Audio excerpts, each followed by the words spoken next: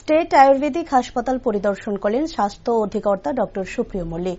পাশাপাশি প্রয়োজনীয় ব্যবস্থা গ্রহণের আশ্বাস প্রদান করেন। আগামী দিনে আরও ডাক্তার বা নার্সের প্রয়োজন হলে স্বাস্থ্য দপ্তরে জানানো হবে এবং তার পাশাপাশি যদি অন্যান্য স্টাফদেরও দরকার হয় সে বিষয়েও কথা বলা হবে স্বাস্থ্য দপ্তরে। তার পাশাপাশি কিছুদিনের মধ্যে ম্যান পাওয়ারের সমস্যা সমাধান করা হবে।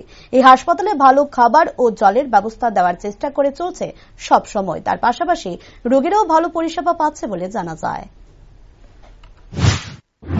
ডাক্তারদের আরো পরিমাণ বেশি লাগবে, নার্সিং এবং অন্যান্য যে আমাদের ক্লিনিংনেসের জন্য যেটা দরকার, সুইপিং স্টাফ, জিডিএস স্টাফের খুব প্রয়োজন। আমরা ইতিমধ্যে বারবার আমাদের ডাইরেক্টর অফ হেলথ সার্ভিসে আমরা আমাদের যে কাজগুলো সেগুলো ধারাবাহিকভাবে জানানো হচ্ছে, ম্যান পাওয়ার চাওয়া হচ্ছে। হয়তো ম্যান পাওয়ারের সমস্যা কিছুদিনের মধ্যে সমাধান হবে। সেই সময়টুকুর জন্য আমরা তো আর রুগীদেরকে বাড়িতে ছেড়ে দিতে পারি না। আমরা রুগীদেরকে রাখছি এবং ওপিডি বেস আমরা ট্রিটমেন্ট করছি, আইপিডি বেস ট্রিটমেন্ট করছি।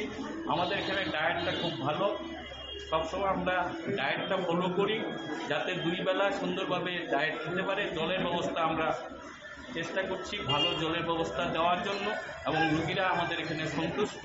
আমরা চাইব ধারাবাহিকভাবে আগামী দিন আরো সুন্দর ব্যবস্থা করার জন্য।